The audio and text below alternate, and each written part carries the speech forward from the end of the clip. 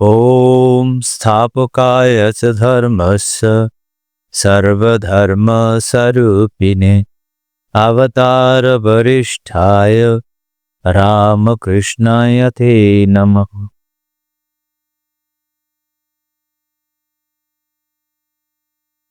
যুবক ভক্তটি দক্ষিণেশ্বরে যাতায়াতের ফলে ঘনিষ্ঠতা বৃদ্ধি পেল এবং ঠাকুর তাকে দীক্ষা গ্রহণের জন্য শ্রী শ্রী মায়ের নিকট পাঠিয়ে বলেছিলেন, অনন্ত রাধার মায়া কহনে না যায়, কোটি কৃষ্ণ কোটি রাম হয় যায় রয়। এই যুবকটি হলেন ঠাকুর শ্রীরামকৃষ্ণের অন্যতম ত্যাগী সন্তান, পার্ষদ, স্বামী বিবেকানন্দের গুরু ভাই শ্রীমৎ স্বামী ত্রিগুণাতীতানন্দজি মহারাজ। এই ত্রিগুণাতীতানন্দজি মহারাজের পূর্ব নাম ছিল শ্রী সারদা প্রসন্ন মিত্র। শ্রী শ্রী দুর্গা দেবীর কৃপায় পুত্রটি লাভ হয়, তাই তার বাবা এই নাম রেখেছিলেন। তিনি আবির্ভাব হয়েছেন ২৪ পরগনা জেলার অন্তর্গত পাইঘাটির নাওরা গ্রামে মাতুলালয়ে ১৮৬৫ খ্রিস্টাব্দের ৩০শে জানুয়ারি। ১৮ই মাঘ ১২৭১ চান্দ্র শুক্লা চতুর্থী তিথি সোমবার রাত্রি ৯:২৬ সময় সারদা এই পৃথিবীতে আবির্ভাব হন। তাঁর মাতামহ ঈশ্বর নীলকমল সরকার পাইঘাটির বিশেষ প্রতাপশালী জমিদার ছিলেন। বাবা শিবকৃষ্ণ মিত্র তিনি কলকাতার নন্দনবাগানে বাস করতেন। শিবকৃষ্ণের ৪টি পুত্র, বিনয়, সারদা, অনুকূল ও আশুতোষ। এই সারদাই আমাদের স্বামী ত্রিগুণাতীতানন্দজি মহারাজ। বাল্যকাল থেকেই তার দেবতা পূজা দিতে বিশেষ আগ্রহ ছিল এবং স্মৃতিশক্তি অতীব প্রখর ছিল। ১৪ বছর বয়সে ১০৮টি দেবদেবী স্তোত্র এবং প্রণাম মন্ত্র মুখস্থ করেছিলেন এবং তিনি খুব সুললিতভাবে গীতা, চণ্ডী, উপনিষদ পাঠ করতেন। অল্প বয়সে তাকে কলকাতায় পিতৃভবনে এনে বিদ্যালয়ে ভর্তি করে দেওয়া হয়েছিল। বালকের স্বভাব সরল এবং সুমিষ্ট। অধিকন্তু পড়াশোনায় তিনি প্রচণ্ড ভালো। প্রত্যেক মেয়েতেই ক্লাসেতেই তিনি ফার্স্ট হন, প্রথম হওয়ায়, এবং সহপাঠীদের খুব শ্রদ্ধার অধিকারী হয় এবং টিচারদের খুব স্নেহের পাত্র হয়। নিম্ন বিদ্যালয় পাঠ শেষ করে তিনি উচ্চ শিক্ষার জন্য তিনি শ্যামপুকুর মেট্রোপলিটন স্কুল ইনস্টিটিউশনে ৪র্থ শ্রেণীতে এসে ভর্তি হন এবং তার বয়স তখন ১৪ বছর। এখানে ৪ বছর বেশ কৃতিত্বের সঙ্গে তিনি অধ্যয়নান্তে তিনি প্রবেশিকা পরীক্ষা দিতে উদ্যত হন। এই প্রবেশিকা পরীক্ষা যখন উদ্যত হচ্ছে তখন উনি খুব আশা ছিল তিনি উচ্চস্থান অধিকার করবে এবং অনেকেও তাই ভাবতেন, কিন্তু বিধির বিধানকে খণ্ডাবে। তার পরীক্ষার দ্বিতীয় দিনে জলখাবারের সময় তার একটি প্রিয় একটা সোনার ঘড়ি ছিল, সেই সোনার ঘড়িটি হারিয়ে যায়। সেই সোনার ঘড়িটা হারিয়ে গেলে মন বিচলিত হয় এবং বাকি পরীক্ষাগুলো খুব একটা ভালো হয় না। সেই জন্য তার দ্বিতীয় বিভাগে তিনি পাস করলেন এবং তিনি খুব হতাশ হলেন এবং তাতে হচ্ছে কি যে আশা ব্যর্থ হলো, তিনি এই পেলেন না, বৃত্তি পেলেন না তাতে করে। এবং এটা বলছে যে এই বিফলতাই আবার ঈশ্বরের বিধানে তাকে আরেক অপূর্ব সাফল্য এনে দিল। কিরকম? কথামৃতক, ওই স্কুলে মাস্টারমশাই ছিলেন, হেডমাস্টারমশাই কথামৃতকার শ্রীম। তিনি দেখলেন মাসাধিক কাল যে এই কৃতি ছাত্রটি বেশ একটা বিমর্ষ অবস্থায় দেখছে। তখন সময়টা হচ্ছে 1884 খ্রিস্টাব্দ। তিনি এই অবস্থাটা দেখে তাকে তিনি নিয়ে গেলেন ঠাকুর শ্রীরামকৃষ্ণের কাছে। দেখুন, একদিকে তার এই পড়াশোনার কিছুটা ব্যর্থ হয়েছে এবং আর একদিকে সাফল্য নতুনভাবে তৈরি হয়েছে কি না, তিনি এই জগতের বিদ্যা যে অর্জন করলে, যা কিছু অর্জন করলে সমস্ত বিদ্যার অধিকারী হবে, তারই সম্মুখীন হচ্ছেন ঠাকুর শ্রীরামকৃষ্ণের কাছে। 1884 খ্রিস্টাব্দে দক্ষিণেশ্বরে এলেন এবং অতঃপর ঠাকুরের আকর্ষণে তার যাতায়াত বাড়তে থাকলো।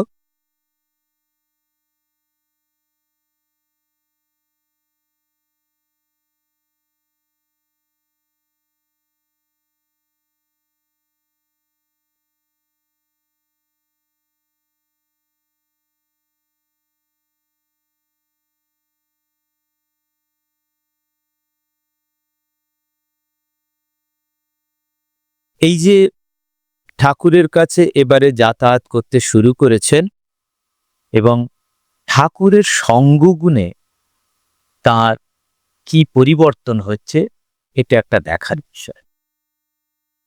তিনি ছোটবেলা থেকে নিজের গৃহে দেখে আসতেন যে ঝাড় দেওয়া, জল তোলা, এই সমস্ত কাজগুলো হচ্ছে বাড়ির ঝি চাকরদের কাজ করা।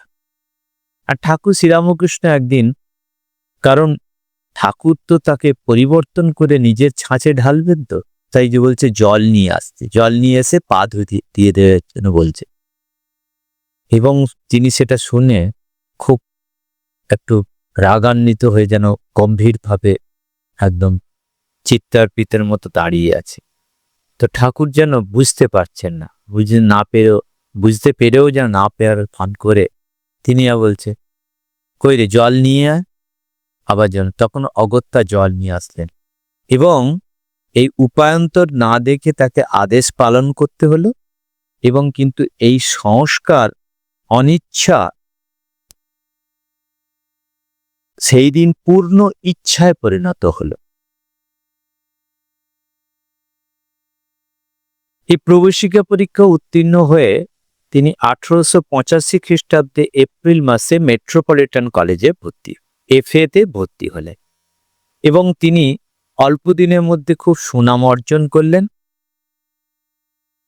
কিন্তু দ্বিতীয় বৎসরে তাকে বিশেষ পড়াশোনা আর মনোযোগী দেওয়া যাচ্ছে না। কেন?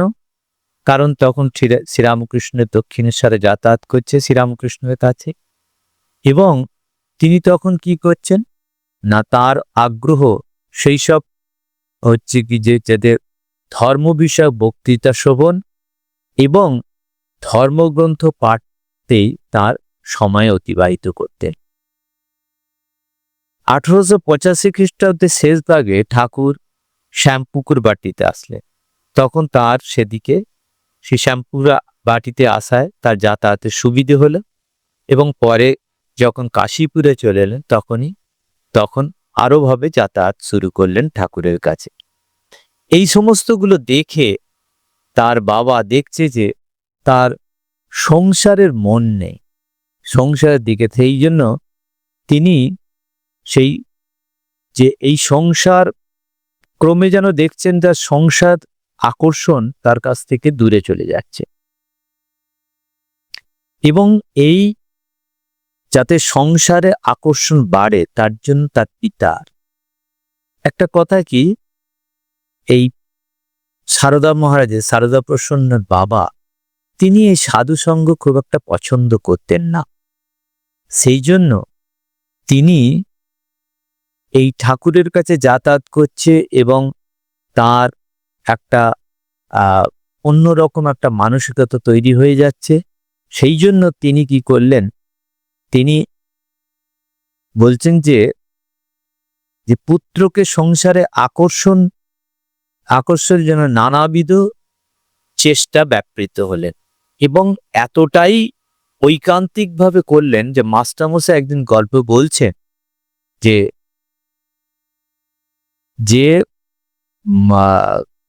সারদা মহারাজের বাপ একজনকে হাসতে হাসতে বলছেন, আমি কালীঘাটে গিয়ে জপ করলুম, তবে তো হলো।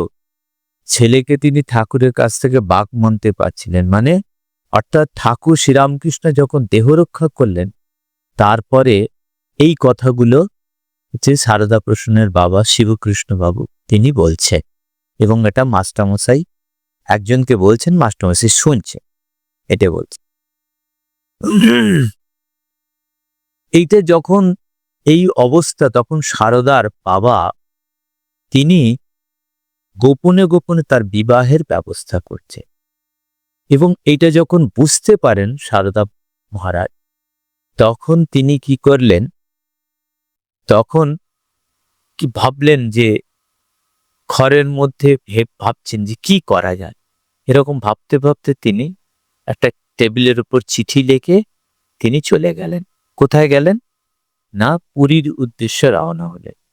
সেটা ৩রা জানুয়ারি 1886 খ্রিস্টাব্দে ৩রা জানুয়ারি 11:30টার সময় বাড়ি থেকে তিনি বেরিয়ে গেলেন এবং গিয়ে কাশীপুরে গিয়ে ঠাকুরের কাছে বলছেন না যে তিনি চলে যাবেন এই সমস্ত কিছু, তিনি ঠাকুরের কাছে গিয়ে তিনি প্রার্থনা মানে আশীর্বাদ নিচ্ছে, কিন্তু কোথায় যাবেন কিভাবে কিচ্ছু বলছেন বলে তিনি পুরীর উদ্দেশ্যে রওনা হয়েছিলেন।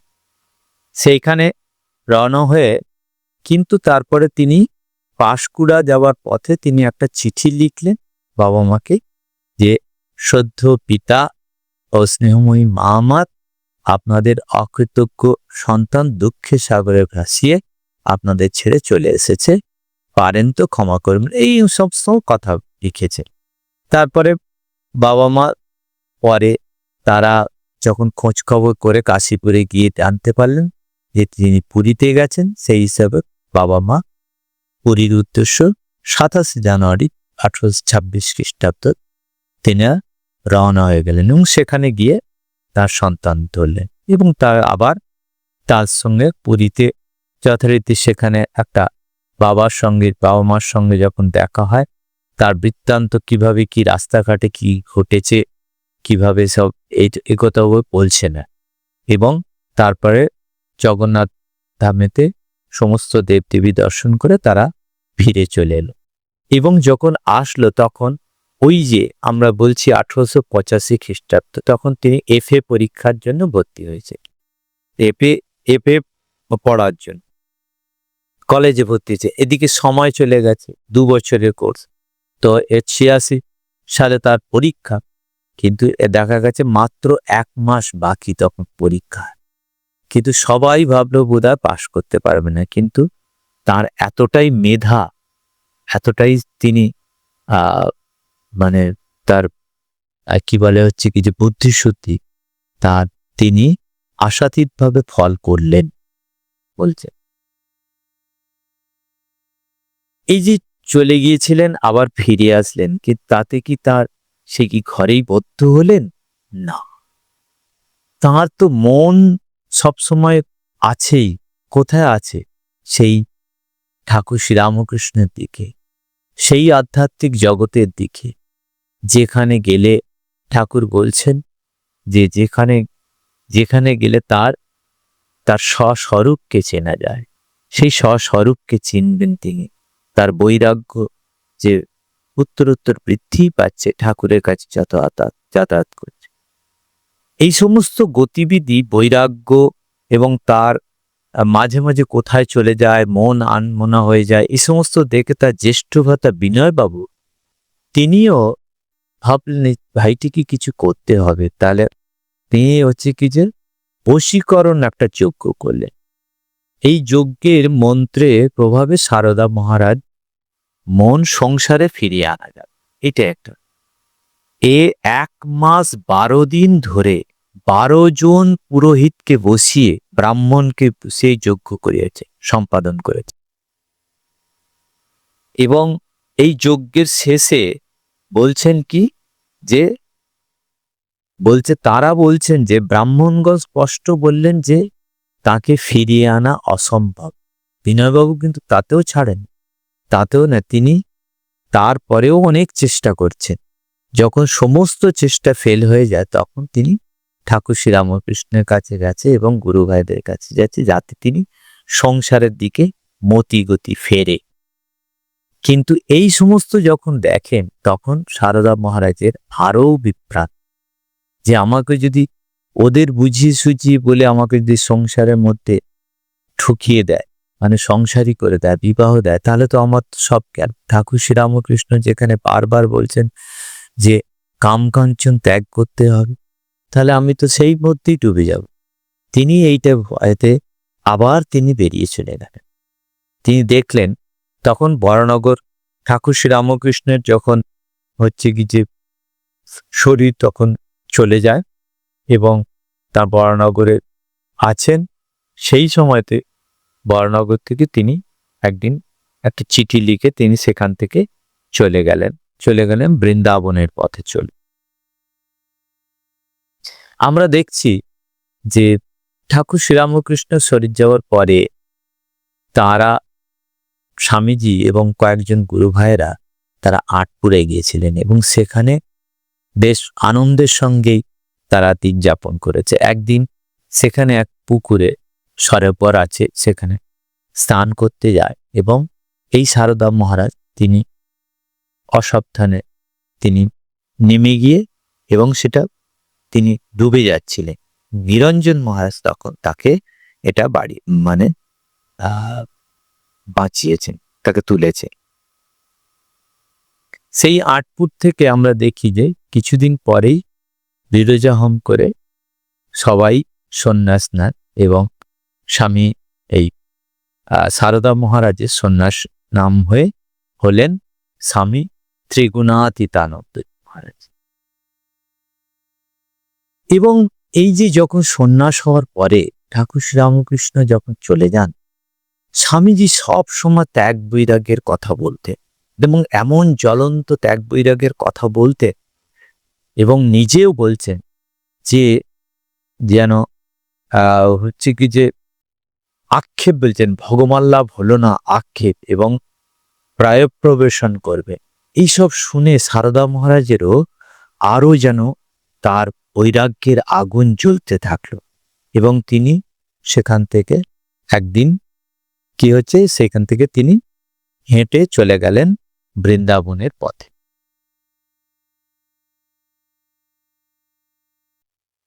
বরানগর মঠে বাসকালে স্বামীজি একদিন স্বামী শারদানন্দজি বললেন, শারদানন্দজি মহারাজকে বলছে পায়ে হেঁটে হচ্ছে নবদ্বীপে ঘুরিয়ে আয় না। শরৎ মহারাজকে বলছেন। তো শরৎ মহারাজ বের হবেন, এমন সময় মহাপুরুষ মহারাজ অর্থাৎ স্বামী শিবানন্দজি মহারাজ বললেন আমিও যাব। এবং এদের কথা শুনে এরা যাচ্ছে পথে তিনি সারদা মহারাজ অর্থাৎ স্বামী ত্রিগুণাতীতানন্দজি মহারাজ বেরিয়ে পড়লেন এবং হেঁটে হেঁটে যাচ্ছেন। যেতে গিয়ে একটা দ্বীপ প্রহর যখন দুপুর হয়ে যায়, সেই সময় প্রখর রৌদ্র, এই সময় বাগানের কাছাকাছি একটা জায়গায় গিয়ে তারা দুজনে বিশ্রাম করছেন যাওয়ার পথে।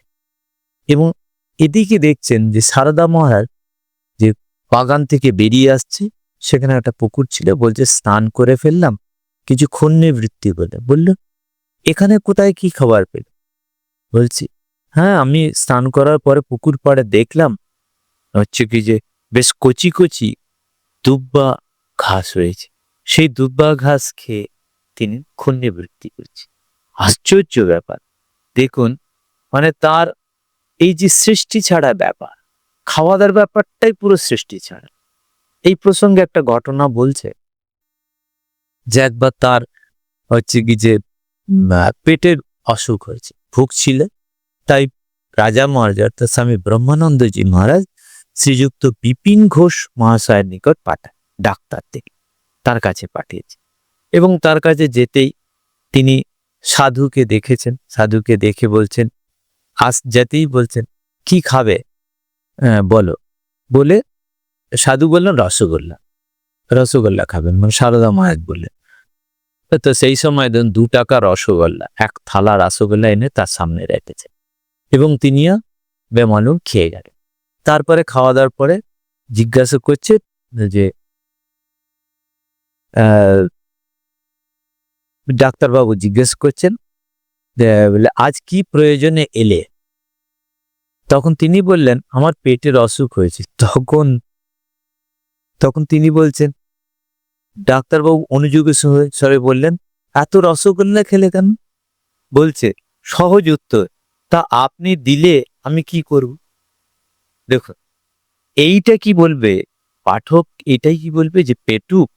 তাহলে দেখুন সেই যে তার সেই কচি কচি ঘাস খাওয়া আর এইটা ঠিক এই জন্য বলছেন যে প্রেমানন্দজি মহারাজ বলছেন তার এটা একটা সিদ্ধাই যেন ছিল।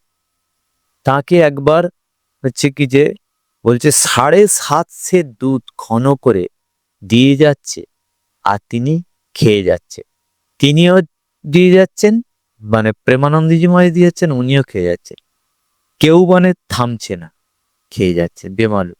আবার একদিন গল্প করছে প্রেমানন্দজি মহারাজ, বলছেন যে স্বামীজি যে বেলতলায় বসতেন সেইখানে তিনি একটা করে কলা খেয়ে, ও সারাদিনে একটা করে কলা খেয়ে ওই বেলতলার মধ্যে পড়েছিলেন 7 দিন ধরে। তার ব্যাপারটাই এরকম একটা আশ্চর্য, যেমন তিনি খেতেও পারতেন তেমনি আবার উপোস করেও কাজ করতে পারতেন।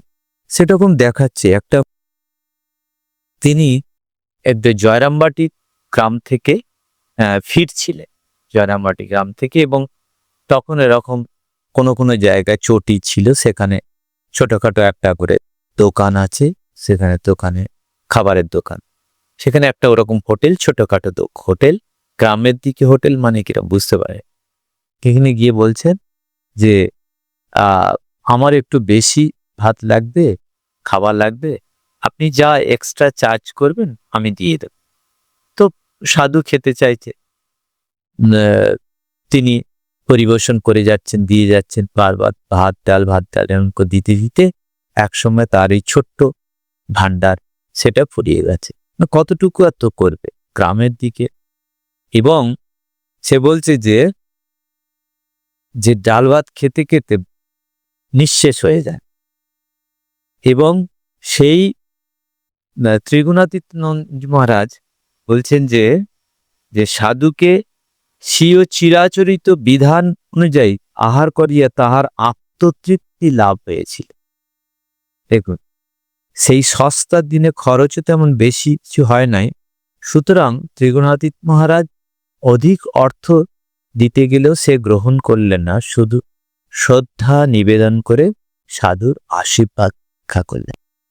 দেখুন ব্যাপারটা কিরকম মজার। একদিকে যেরকম ভাবে তিনি এই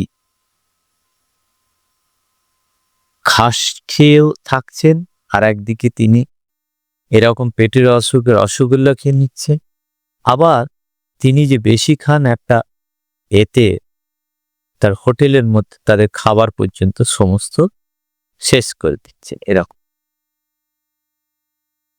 মহারাজের একটা অসম্ভব ধরনের একটা সেবামূলক ভাব, মানে যা কিছু করে যেন একটা খুব মানে বীরত্বের সঙ্গে সেটা দেখাচ্ছে। তিনি শ্রী মায়ের সঙ্গে তার অসাধারণ, মায়ের প্রতি তার বিশ্বাস ভক্তি ছিল। একবার তিনি মাকে নিয়ে জয়রামবাটিতে যাচ্ছিলেন, সেই সময় পথে একটা বেশ বড় গর্ত পড়ে। সেই গর্তেতে যদি গরুর গাড়ির চাকা ওখানে পড়ে, খুব ঝাঁকুনি দেবে, খুব ঝাঁকুনি দিলে হচ্ছে কি যে গাড়িটি উল্টে যেতেও পারে, কিংবা হচ্ছে কি যে মা যখন গরু গাড়ি আসছিলেন তখন নিদ্রা যাচ্ছিলেন, তাকে নিদ্রা ভঙ্গ হয়ে যাবে।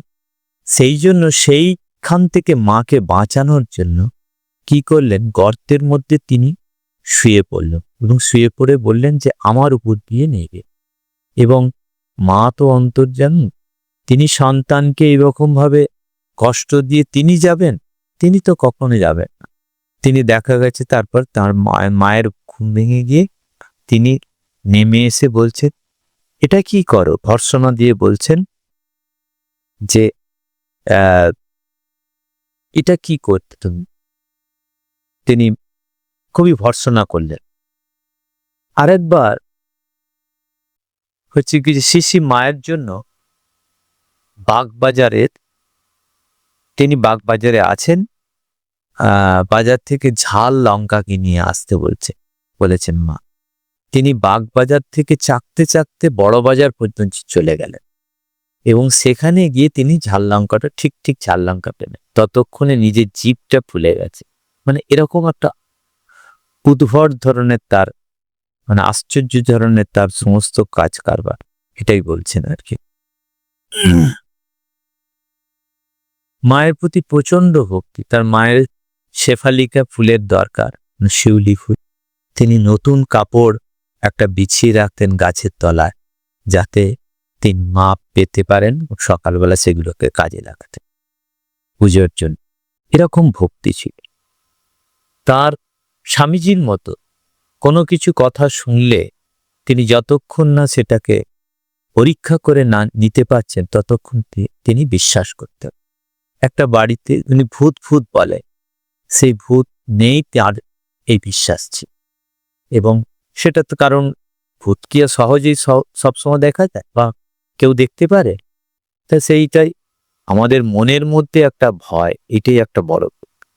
তো সেটা তিনি বিশ্বাস করেননি এবং শুনেছেন যে পুরানো বাড়িতে যেসব পোড়ো বাড়ি থাকে তার মধ্যে ভূত থাকে।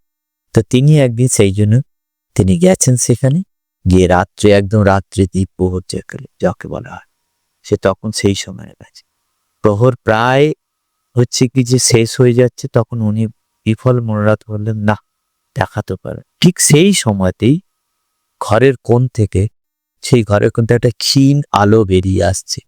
তারপরে বেরিয়ে এসে আস্তে আস্তে আস্তে তার বিরাট একটা আলোর এবং চোখের মতো একটা আলো ধারণ করেছে এবং তিনি সেটাকে দেখে প্রায় একদম রক্ত শূন্য হয়ে প্রায় মূর্ছা হয়ে পড়ে যাচ্ছে। ঠিক সেই সময় তখন যুবক অবস্থা, তখন ঠাকুর শ্রীরামকৃষ্ণ এসে তাকে বাঁচিয়ে দিলেন। তাই বলছেন যে বৎস, যে কাজে মৃত্যু নিশ্চিত সেসব কাজে বোকার মতো করো কেন? আমার প্রতি মন রাখলেই যথেষ্ট। ঠাকুর শ্রীরামকৃষ্ণ এইটাই বারবার বলে যে আমার সঙ্গে তোমাদের কি সম্পর্ক, এটা বুঝেন, মানে আমার প্রতি মন। ভগবান শ্রীকৃষ্ণ তাই বলছে যে মনমনা ভক্ত সমস্ত বলছে। বরানগর মঠে একদিন ব্রহ্মানন্দজি মহারাজ, সুবোধানন্দজি মহারাজ এবং ত্রিগুণাতীত এক শয্যায় নেতৃত্ব। তখন তো আমাদের ছোট্ট একটা পোড়ো বাড়িতে আশ্রম হয়েছে, সেখানে তো আর এরকম ভাবে আলাদা আলাদা করে থাকার ব্যবস্থা নেই, তখন একই শয্যা। এবং সেখানে সেই দিনেতে হচ্ছে নির্জন শ্মশানে ত্রিগুণাতীতানন্দজি মহারাজের একটু তন্ত্র সাধন করার ইচ্ছে হলো এবং তিনি কাউকে না বলেই চলে যাচ্ছি। এদিকে রাজা মহারাজ ব্রহ্মানন্দজি মহারাজ স্বপ্নের মধ্যে চিৎকার করে উঠছেন, ওরে সারদা যাসনি। তখন সারদা মহারাজ দেখা গেল যে ঘরের ভিতরে দিকে ঢুকছে এবং সবাই জিজ্ঞাসা করছে যেমন উঠে যে কি হলো। তখন ব্রহ্মানন্দজি মহারাজ বলছে স্বপ্নে ঠাকুর ওইভাবে ত্রিগুণাতীতানন্দজি মহারাজকে নিষেধ করে বলছে বলছেন যে না যেতে। স্বামী ত্রিগুণাতীতানন্দের তন্ত্র সাধন ওইখানেই সমাপ্ত। আর কর অবিরাম জপ করার একজন মানসিকতায় স্বামী ত্রিগুণাতীতানন্দ ঘরের মধ্যে আছে এবং তাকে খেতে তোলার জন্য নিয়ে আসার জন্য আসছে না। তখন বলছেন যে আমি খেতে রাজি আছি যদি মহাপুরুষ নয় তার শিবানন্দজি মহারাজ তোমাকে স্পর্শ করে থাকে, তাহলেই আমার জপের ফল। এরকম একটা ভক্তি বিশ্বাস, এই বিশ্বাস এই ভক্তি আজও আমাদের মধ্যে আছে। সেইটাই আমরা ঠাকুর শ্রীরামকৃষ্ণের পার্শ্বদের মধ্যে যে ছিল ভালোবাসা ভক্তি, সেই ভক্তি যেন একটা আকর। সেইটাই আটপুরে বড়দিনেতে যে রাত্রিতে অর্থাৎ আমরা যে ক্রিসমাস ইভকে পালন করি আমরা আজও সর্বত্র, এইটি হচ্ছে কি যে ঠাকুর শ্রীরামকৃষ্ণের পার্শ্বদেরা যখন আটপুরে গিয়ে সমবেত হলেন তার শরীর চলে যাওয়ার পরে, সেই সময়তে স্বামী বিবেকানন্দ তিনি ত্যাগ বৈরাগ্যের কথা বলেন ঈশার, এবং সেই রাত্রিটাকে রেখেই সেই যে ঘটনাটা ঘটেছিল সেইটাকে দেখেই ত্রিগুণাতীতানন্দজি মহারাজ পরবর্তী সময়ে তিনি প্রতি বছর ওই বড়দিন পালন করতেন। তার থেকেই আমাদের আজকে প্রত্যেক মঠে এবং মঠের সংশ্লিষ্ট অন্যান্য আশ্রমে যথারীতি যিশুর এই জন্মদিন রাত্রিটি প্রতিপালিত হয়। তীর্থ বাসনা সবার যেরকম ছিল তাঁরও ছিল। তিনি 1881 খ্রিস্টাব্দে উত্তর ভারতে এই 91 খ্রিস্টাব্দে কোনো একদিন উত্তর ভারতে তীর্থ অভিমুখে যাত্রা করলেন। কাশীধাম, চুনার, বিন্ধ্যাচল, প্রয়াগ, কানপুর, বিটুর বিভিন্ন জায়গায়, এটোয়াতে দীপমালার মেলা, অন্নকূটের মেলা, তারপরে হচ্ছে মথুরা, করড়ি, জয়পুর, বিভিন্ন জায়গায় তিনি করেছিলেন। এবং একমাত্র ভগবানের উপর নির্ভর করেই স্বামী ত্রিগুণাতীতানন্দ তীর্থ ভ্রমণে বাইরে হতেন এবং ভগবান তাকে বহু আপদ বিপদে রক্ষা করেছিলেন। তিনি 1895 খ্রিস্টাব্দে তিব্বতের লাদাখ, কৈলাস, মানস সরোবরের দর্শনে গিয়েছি। দুর্গম রাস্তায় তাকে বহু বিপদের সম্মুখীন হতে হয়েছিল এবং বিশেষ কয়েকটি ক্ষেত্রে তিনি যেন দৈব সহায়ে উদ্ধার পেয়েছিলেন।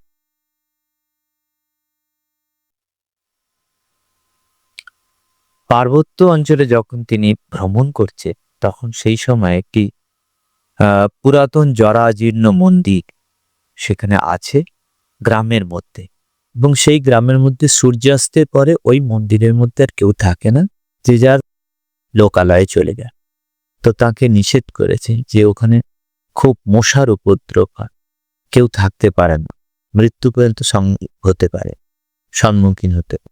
কিন্তু তিনি বললেন না থাক বলে, ঠিক যখন সূর্য অস্ত হয়ে গেল, সন্ধে হয়ে গেল, কোথা থেকে একটা মেঘের মতো হচ্ছে বীজের এত বেশি মশা তাকে এসে আক্রমণ করলে যেতে তিনি যেন কম্বলাবৃত হয়ে ভূমিতে গড়াগড়ি থাকত এবং তিনি সেই রাত্রে অনিদ্রায় কাটাতে হল।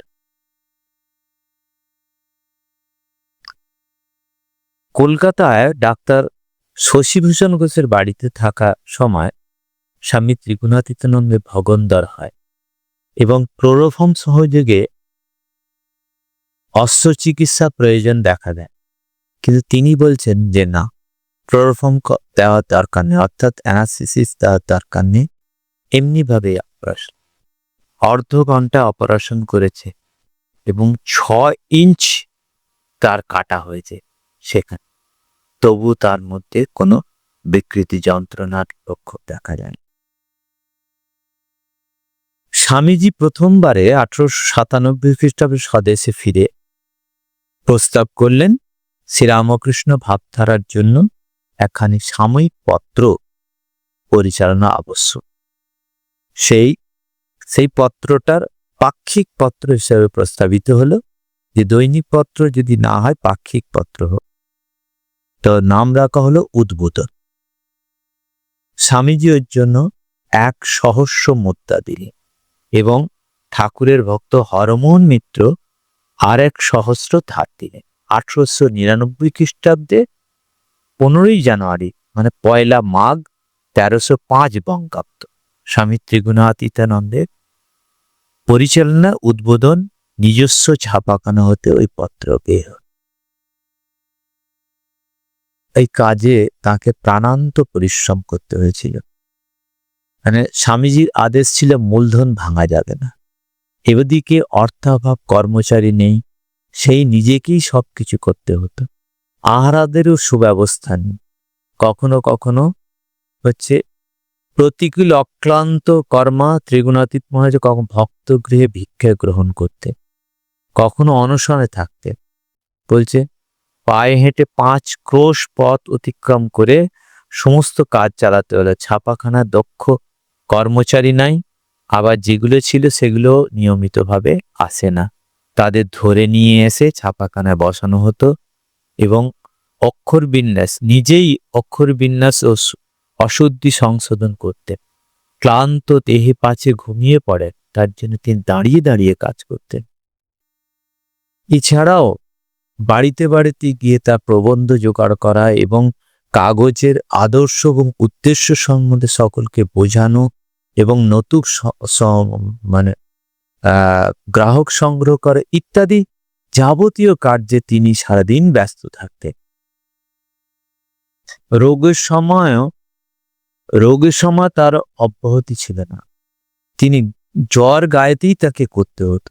সারাদিন কাজ করছে এবং যখন রাত্রে ফিরছে তিনি যে শুয়ে পড়ছেন মানে ক্লান্ত দেহে এবং পরদিন আবার চালাতে হবে। এবং এরই মধ্যে আবার যদি কোনো গুরু ভাইয়ের বা কারো যদি কোনো শরীর খারাপ করে, তার জন্য তিনি কিন্তু সেখানে গিয়ে সেবা দিতে থাকেন। সে বলছেন যোগানন্দজি শেষ সময় অসুখের সময় কিন্তু কম্বলুকিয়া সেই উদ্বোধন প্রেসের কাজে ব্যস্ত থাকতেন এবং রাত্রে গুরু ভাতার সেবা করতেন। এটা একটা অসাধারণ তার জীবনী।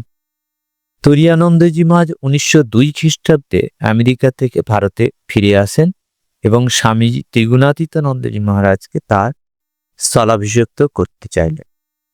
সেই অনুসারে আয়োজন হলো, সম্পূর্ণ হয়েছে, কিন্তু সেই তখন স্বামীজির দেহত্যাগ হয়ে যায়। তখন খ্রিস্টা সময় রুখে ওই বৎসরেই অর্থাৎ 1902 খ্রিস্টাব্দের হচ্ছে নভেম্বরের দিকে তিনি মাদ্রাজ, কলম্বো এবং জাপান হয়ে সান ফ্রান্সিসকো অভিমুখে যাত্রা করলেন। 1902 খ্রিস্টাব্দে 2রা এপ্রিল জাহাজ সান ফ্রান্সিসকো শহরে পৌঁছল। স্থানীয় বেদান্ত সমিতির সভ্যগণ এবং সভ্যজ্ঞ সাদরে সমিতি সভাপতি ডাক্তার M.H. লোগানে গৃহে নিয়ে গেলেন। কয়েক সপ্তাহ পরে C.F. পিটারসন দম্পতির গৃহ তার প্রধান কার্যক্ষেত্র হল। কিন্তু পুরাতন ও নতুন ছাত্রদিগকে নিয়ে নিয়মিতভাবে তিনি বেদান্ত আলোচনা চলতে লাগলো। ক্রমে কার্য বর্ধিত হয়ে 40 নম্বর স্টুনা স্ট্রিটের একটি ভাড়া বাড়িতে উঠে গেল এবং প্রতি সপ্তাহে গীতা উপনিষদ ব্যাখ্যার সঙ্গে একটু আধটু ধর্মসঙ্গীতও চলত। বলছে সুনাম এত বেড়ে গেল যে দক্ষিণ ক্যালিফোর্নিয়ার অন্তর্গত মানে 425 মাইল দূরবর্তী লস অ্যাঞ্জেলেস নগর হতে তার বেদান্ত প্রচারের আহ্বান আসলো এবং 1904 খ্রিস্টাব্দে সেখানে তিনি বক্তৃতা আরম্ভ করলেন। একা ওই কার্য পরিচালনা সম্ভব হচ্ছিল না, তাই জন্য ওই বৎসরের শেষে সচ্চিদানন্দকে বেলুড় মঠ থেকে নিয়ে আসা হলো। 1905 খ্রিস্টাব্দে 25শে আগস্ট এই সান ফ্রান্সিসকো কাজ এত বেড়ে গেল যে নিজস্ব ভূমিতে বেদান্ত সমিতি গৃহাদি নির্মাণ না করলে আর চলে না। সেই জন্য 1905 খ্রিস্টাব্দে 25শে আগস্ট তথায় হিন্দু মন্দিরের ভিত্তি স্থাপন হলো। দেখ 1903 খ্রিস্টাব্দে 2রা জানুয়ারি গেছেন তিনি। 1905 খ্রিস্টাব্দে 25শে আগস্টে তখন হিন্দু মন্দিরের ভিত্তি স্থাপন হয়ে গেল সান ফ্রান্সিসকোতে। ত্রিগুণাতীত মহারাজের অতুলনীয় উদ্যম এবং উদ্দীপনা আমেরিকার নারী প্রচুর অর্থ ব্যয় করে। এটা কিন্তু অত সহজ, যেটা আমরা আজকে মানে যদি বলি যেটা সহজ হচ্ছে, এতটা সহজ ছিল না তখন। একে উদাসীন, ভিন্ন মতাবলম্বনী, ভিন্ন ধর্মী, সেই জায়গাটা বিদেশে, সেই জায়গা কি করে সম্ভব তারা বুঝতে পারছেন। খুবই পরিশ্রম হয়েছে ত্রিগুণাতীতানন্দজি মহারাজকে করতে গিয়ে। এবং বলছেন যে যাদের ঘরে তিনি সেই উদ্যম দেখিয়েছে তারা কিছু কিছু নরনারী বেশ কিছু অর্থ সাহায্য করেছিলেন এবং অপরিচিত, এবং বলছে যে নরনারী প্রচুর অর্থ ব্যয়ে বৈদেশিক ও অপরিচিত ভাবধারা স্থায়ী প্রতীক স্বরূপে গড়ে তুললেন হিন্দু মন্দির, আর তারাই হলো এই পৃষ্ঠপোষক। তিনি বলতেন, বিশ্বাস করো এই মন্দির নির্মাণে আমার এতটুকু স্বার্থ নেই। স্বার্থ যদি থাকে তাহলে নষ্ট হয়ে যায়, আর যদি এটা ঠাকুরের জন্য হয়ে থাকে তাহলে ঠিকভাবে এটা টিকে থাকে। এটাই বলছেন যে ঠাকুরের প্রতি এতটাই বিশ্বাস। তাই বলছেন যে ত্রিগুণাতীত মহারাজ আজ নেই, কিন্তু আজও মন্দির মার্কিন দেশে সগৌরবে মাথা তুলে বেদান্তের সার্বভৌমিকতা ও প্রতিষ্ঠাতা গুরু ভক্তির সাক্ষ্য দিতেছে। 1906 খ্রিস্টাব্দে 7ই জানুয়ারি প্রায় 300 নরনারীর উপস্থিতিতে হিন্দু প্রথা অনুযায়ী পূজা এবং আরাত্রিকের পর মন্দিরটা মানব কল্যাণে উৎসর্গিত। 15ই জানুয়ারি সর্বপ্রথম উপাসনা আরম্ভ হল। স্বামী তিনি এই মন্দিরটা যখন প্রতিষ্ঠা হলো তখন তিনি রাজা মহারাজ অর্থাৎ ব্রহ্মানন্দজি মহারাজ প্রেসিডেন্ট তখন তা নিয়ে যেতে চেয়েছিলেন, কিন্তু পারেন। মন্দির নির্মাণের পর বেদান্ত সমিতি নিঃস্ব হয়ে গেল। তদুপরি 1908 খ্রিস্টাব্দে মে মাসে সেখানে ভয়ঙ্কর অগ্নিকাণ্ড হল এবং সেখানে বন্ধু বান্ধব নগরবাসী সমিতি সভ্যগণ বিশেষভাবে ক্ষতিগ্রস্ত হল। এবং এতে ত্রিগুণাতীত মহারাজে এতেও দমলেন না। তিনি তার পাশে অভেদানন্দজি মহারাজ নিউ ইয়র্ক থেকে অর্থ সাহায্যের জন্য বলছেন। তিনি বলছেন, দরকার হলে বল, আমরা এখানে আমাদের প্রয়োজনীয় খরচগুলো কিছু বেশ খরচ কমিয়ে দেওয়া হয়েছে, কমিয়ে দিয়ে, এবং এখানে যে রিলিফ সেন্টার আছে সেখান থেকে বেশ কিছু খাবার পাওয়া যাচ্ছে। দেখুন, এত কষ্টের মধ্যেও তিনি কিন্তু হাত পাচ্ছেন সেই ঈশ্বরের উপর নির্ভর। বস্তুত আত্মনির্ভরশীল ত্রিগুণাতীত ওই দুরবস্থার মধ্যে সমিতিকে বাঁচিয়ে রাখতে এবং উহার উন্নতি সাধন করতে বদ্ধপরিকর ছিলেন। তিনি মন্দিরের সংলগ্ন যে কক্ষগুলি ছিল সেইগুলোকে নিয়ে তিনি আশ্রম জীবন গড়ে তুললেন। তাতে পাশ্চাত্যবাসীকে ব্রহ্মচর্যের আদর্শ শিক্ষা দিলেন। সুশৃঙ্খলা প্রিয় ত্রিগুণাতীত মহারাজ ইহাদের জীবন হিন্দুভাবে সুনিয়ন্ত্রিত করতে যত্নপর ছিলেন। প্রত্যুষে 4টের সময় উঠে তাদের ধ্যান করানো, ঘরদোর পরিষ্কার করা, ফুল বাগানে জল দেওয়া প্রভৃতি ব্যাপৃত থাকে। এবং তিনি বলছেন এই সমস্ত কার্য যাতে তারা উচ্চভাবে প্রেরণা স্বেচ্ছায় গ্রহণ করে এবং এই সকল করে যাতে তার চিত্তশুদ্ধিয়া তার প্রতি ত্রিগুণাতীত মহারাজ বিশেষ দৃষ্টি রাখতেন। শ্রীরামকৃষ্ণের কথাগুলি তিনি সকাল সন্ধ্যা আহারের সময় শ্রীরামকৃষ্ণের কথাগুলি বলতে থাকতেন। ব্রহ্মচারীরা বিভোর হয়ে শুনতে থাকতেন।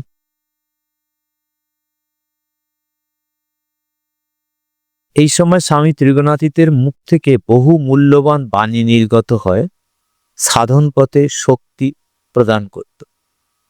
তিনি বলতেন, live like a hermit but work like a horse.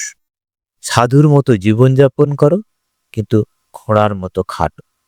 Do or die, but you will not die.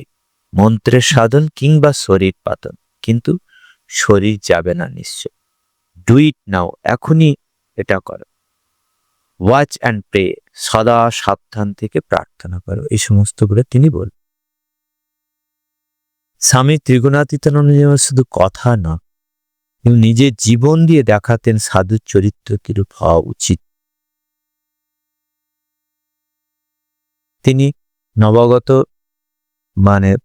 ছাত্রদের আধ্যাত্মিক বীজ অঙ্কুরিত হয় কিভাবে, সেই দিকে প্রচন্ড তিনি তাদের লক্ষ্য দিতেন। তাদের মনুষ্যত্ব জাগ্রত হয়, এই চিন্তা নিয়ে তাঁর বেশ বিভোর থাকতে। শিষ্যদের বলতেন, তোমাদের টেনে হিচড়ে সেই অমৃত সাগর নিয়ে যেতে পারে, সেই গর্বে ফেলে দিতে পারলেই আমার উদ্দেশ্য সিদ্ধি হয়। তিনি সেখানে নারীদের জন্য একটি মহিলা আশ্রম স্থাপন করেছিলেন। ওই আশ্রমে পুরুষদের না, নারীরা সাধনে রত থাকতেন। তিনি ওখানে একটি ছাপাখানা শুরু করেছিলেন। সেখানে ছাপা যে বক্তৃতাদি হতো রবিবারেতে, সেইগুলোকে তিনি বক্তৃতা এবং বিজ্ঞাপনাদি ছাপাইতে লাগলেন। ভয়েস অফ ফ্রিডম নামে একখানি মাসিক পত্রিকা বের করলেন।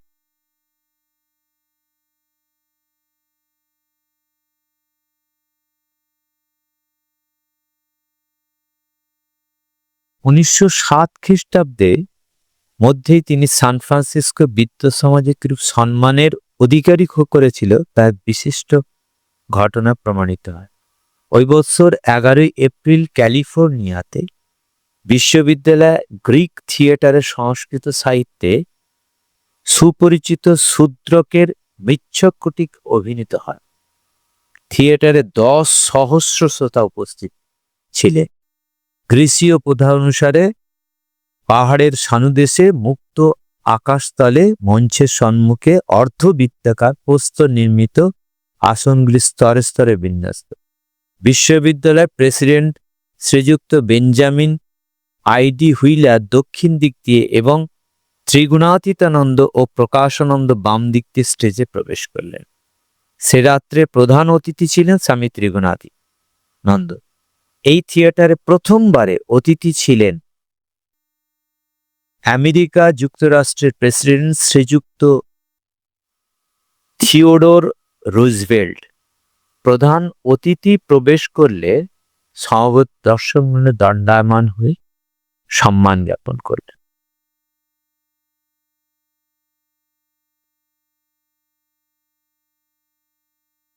পাশ্চাত্যের আদরে ও স্বামী ত্রিগুণাতীতের প্রাণপণ উদ্যমে কার্যের সর্বাঙ্গীন উন্নতি হতে থাকলেও কঠিন পরিশ্রমে তার শরীর ভেঙে পড়ে এবং নানা ব্যাধির আকর হয়েছিল। শেষ 5 বছর বাত প্রভৃতি কোনো না কোনো অসুখ লেগেই থাকত। 1914 খ্রিস্টাব্দে শরীর অত্যন্ত অসুস্থ হয়ে পড়ে এবং রুগ্ন শরীরে তিনি সমস্ত দেখাশোনা করছেন। এই বছর বড়দিনে উৎসব উপলক্ষে হিন্দু মন্দিরে সঙ্গীত, শাস্ত্র আলোচনা প্রভৃতি বিবিধ অনুষ্ঠানের আয়োজন হয়েছিল। উৎসবটিকে সর্বাঙ্গ সুন্দর করতে তিনি যত্নে ত্রুটি করে নাই। খ্রিস্টীয় সমাজে এটা প্রধান পর্ব। এই সময় তার শরীর সুস্থ ছিল না, তথাপি প্রত্যেক কার্যে তার সতর্ক দৃষ্টি ছিল। এদিকে বিধির বিধানে দিন ফুরিয়ে আসলো। বড়দিনের পরবর্তী রবিবার অর্থাৎ 27 ডিসেম্বর 1914 খ্রিস্টাব্দে যথারীতি ক্লাস ও বক্তৃতা ব্যবস্থা হয়েছিল। বিকেলে বক্তৃতার সময় সকলেই উপস্থিত। স্বামী ত্রিগুণাতীতানন্দ প্ল্যাটফর্মে দাঁড়িয়ে বক্তৃতা করতেছিলেন। এমন সময় হঠাৎ ভাবরা নামক এক ব্যক্তি একটি সাংঘাতিক বোমা তিনি যেখানে দাঁড়িয়েছিলেন সে তারই পাশে ফেলে দিলেন। তৎক্ষণাৎ বোমা ফেটে আততায়ী ভাবরাকে প্রথমেই নিহত করে। স্বামী ত্রিগুণাতীত গুরুতর আহত হয়ে হাসপাতালে গেলেন। ভাবরা একান্ত অপরিচিত ছিল না, সে পূর্বেই ওই মন্দিরে যাতায়াত করত, কিন্তু পরে উন্মাদগ্রস্ত হয়। কিন্তু স্বামী ত্রিগুণাতীতের সান্নিধ্যে প্রকৃতিস্থ হয়েছিল। তারপর কিছুদিন সে নিরুদ্দেশ হয়ে গেছিল। এর মধ্যে আবার রোগের পুনরাক্রমণ হয় এবং তিনি হঠাৎ এসে এই কাণ্ডটি করে বসেন। ত্রিগুণাতীতকে চিকিৎসালয়ে লইয়া যাবার সময় তিনি আবেগ ভরে বলে উঠলেন, কোথায় কোথায় সে? আহা, নির্বোধ বেচারা! শেষ সময়েও এই নির্বোধ নরঘাতীর জন্য তার প্রাণ কেঁদেছিল। সে যে উন্মাদ, তার কি দোষ? দেখুন, এই যে মা বলছেন না, দোষ দেখবে নিজে। তাই তিনি যেহেতু মাকে এত শ্রদ্ধা ভক্তি করতেন, তাই জন্য নিজের জীবনেও শেষ সময়েও মৃত্যু সম্মুখীন হয়ে তিনি তার দোষ দেখতে পাচ্ছেন। 15 দিন হাসপাতালে ছিলেন, প্রচন্ড যন্ত্রণা, কিন্তু কোন রকম মুখ বিকৃতি না, বাইরে থেকে কেউ বুঝতে পারতেন না। তিনি বলছেন 9 জানুয়ারি বিকেলে তার সেবককে বলছেন যে ডেকে বলছেন, আলাপ প্রসঙ্গে তিনি বললেন, পরদিন স্বামী বিবেকানন্দের জন্মোৎসব, ওই দিনে তিনি দেহত্যাগ করবেন। সত্যি সত্যি পরদিন 10ই জানুয়ারি 1915 খ্রিস্টাব্দ সন্ধ্যা 7:30টার সময় তিনি শ্রী গুরুপদে মিলিত হলেন। এই ত্রিগুণাতীতানন্দজি মহারাজের ত্রিগুণাতীত, তিনি 3 গুণের অতীত, সত্য রজতম 3 গুণের অতীত। আমরা ত্রিগুণাতীতানন্দজি মহারাজের কাছে প্রার্থনা জানাই প্রত্যেকের জীবনে যেন এইরকম ভাবে কর্মক্ষেত্রে তার ঝাঁপিয়ে পড়া সাহস এবং মায়ের প্রতি অগাধ ভক্তি শ্রদ্ধা। ওম শান্তি শান্তি শান্তি। হরি ওম তৎসৎ। শ্রী রামকৃষ্ণ।